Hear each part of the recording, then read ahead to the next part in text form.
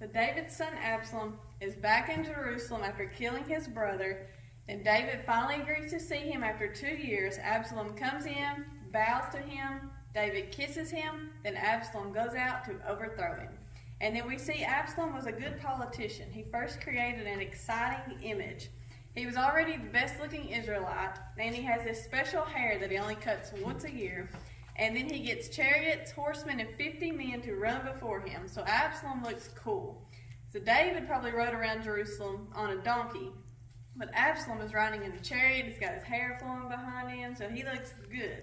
And he looks like a king like the other nations. And so think back, that's what his ancestors wanted a long time ago, a king like the other nations, and that got him into a mess. But then Absalom goes and he creates discontentment with King David among the people. He tells him, oh, if I were judge in the land, everybody that came to me, I would do him justice. So Absalom looks good, and he's got a good slogan, make Israel just again. And the people fell for it. So look at 2 Samuel 15:6. It says, so Absalom stole the hearts of the men of Israel.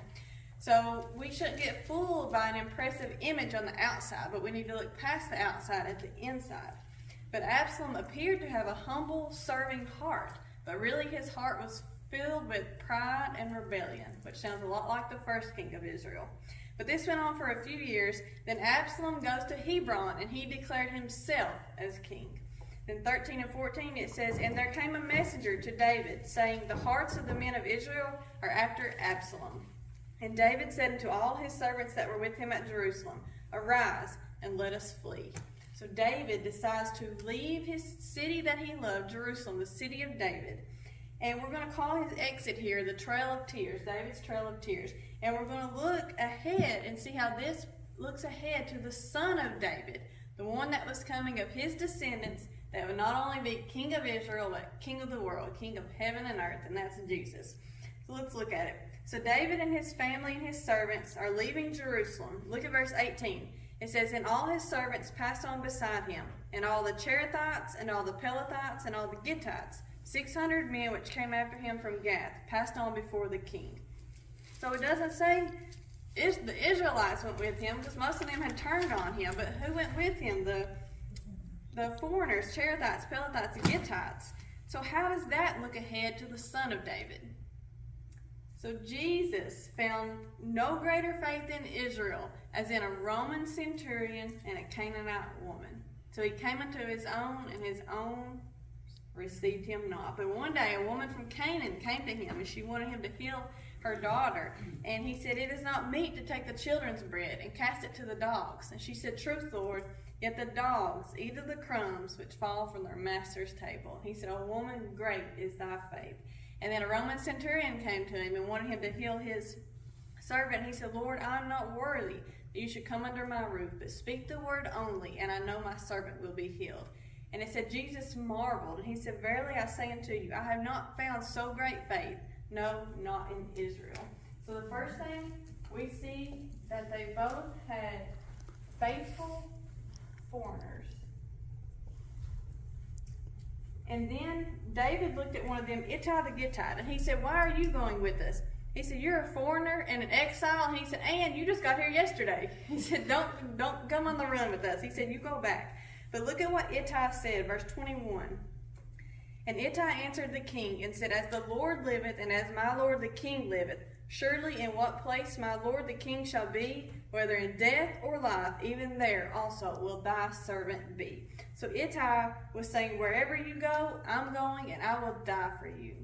So now we're going to fast forward to the last night of Jesus' earthly ministry in the upper room. He was in the upper room with his disciples, and he said, all you shall be offended of me this night. But Peter, he said, Lord, I'm ready to go with you both into prison and to death. So Peter, like Ittai, was saying, I will go with you wherever you go. I will die for you. So they both had a bold follower. Peter said, I will lay down my life for you. Then Jesus had to tell him the truth. Verily I say unto thee, the cock shall not crow till thou hast denied me thrice. Now let's trace David's footsteps as he leaves Jerusalem. So verse 23, it says, the king also himself passed over the brook Kidron. And then verse 30, it says, "And David went up by the ascent of Mount Olivet." So David crossed over the brook Kidron and came to the ascent of the Mount of Olives. Now let's trace Jesus' steps as he leaves Jerusalem that night from the upper room. So John chapter 18 verse 1 says, "He went forth with his disciples over the brook Kidron, where was a garden." And where was that garden? Where was the Garden of Gethsemane? It's on the Mount of Olives. So Jesus walked in the same exact footsteps as David did, but 1,000 years later. Over the brook Kidron and up to the Mount of Olives. Then look at what David said when he told the priest to take the Ark of the Covenant back. Verses 25 and 26. He said, "Carry back the Ark of God into the city. If I shall find favor in the eyes of the Lord, he will bring me again and show me both it and his habitation. But if he thus say, I have no delight in thee, behold, here am I. Let him do to me as seemeth good unto him." So David was saying, if it's God's will, he will bring me back to Jerusalem. But if not, his will be done. Now what did Jesus pray in the Garden of Gethsemane? He said, "Father, if thou art willing, remove this cup from me. Nevertheless, not my will, but thine be done." So they both prayed his will be done. They both showed a surrender to God's will. Then, when David was up on the Mount of Olives, he received news. Verse 31. "And one told David, saying, Ahithophel is among the conspirators with Absalom." So one of David's own counselors had betrayed him and joined Absalom. And when Jesus prayed 3 times from the Garden of Gethsemane, he gets up and a multitude appears. And Judas Iscariot stepped out of the multitude, and Jesus said, "Judas, betrayest thou the Son of Man with a kiss?" So one of Jesus' own disciples had betrayed him. And David wrote about this betrayal in Psalms chapter 41, verse 9.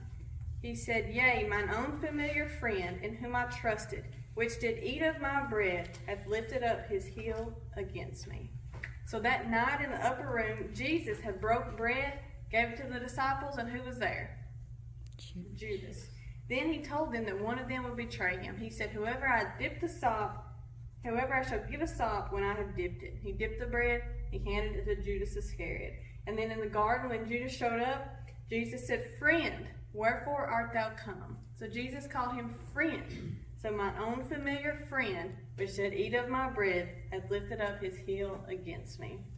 So they both had a betrayal by a friend. Then we're going to look at their appearance. So what did David look like on this trail of tears? So look at verse 30. It says, "And David went up by the ascent of Mount Olivet and wept as he went up, and had his head covered, and he went barefoot." So did David look like a king?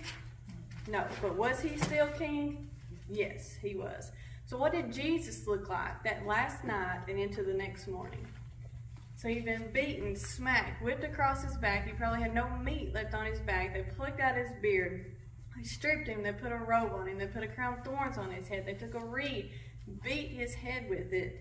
And so what did he look like? Isaiah tells us his visage was so marred more than any man. He was beaten so bad you couldn't even recognize that he was a man. But Pilate brought him out, beaten, bloody, bruised, and he said, "Behold, your king." So did he look like a king?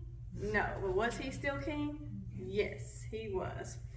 So now in conclusion, the last one, so why did this happen to David? So why was David suffering? So years before, God had told him, "Thou hast killed Uriah the Hittite with the sword, and hast taken his wife to be thy wife." He said, "Behold, I will raise up evil against thee out of thine own house." And so now it is happening. So David was suffering for sin. So why was Jesus suffering? Jesus was suffering for sin. But David was suffering for his own sins. Jesus was suffering for our sins. Everything that happened to David was because of what he had done. Everything that happened to Jesus, the cross, the nails, the pain, the shame, was all because of what we had done. So David submitted to the judgment of God and took the punishment for his sins. Jesus submitted to the full judgment of God and took the punishment for our sins, the full punishment. There was the cup of sin, he drank every drop. There was the whipping, he took every lash. The crown, he bore every thorn. The wages of sin, he paid every cent. Jesus took God's full punishment, judgment of sin, so there's none left for us. And all you have to do is accept him. So David, one day, he would return as king. And one day, the son of David is returning as King of Kings and Lord of Lords.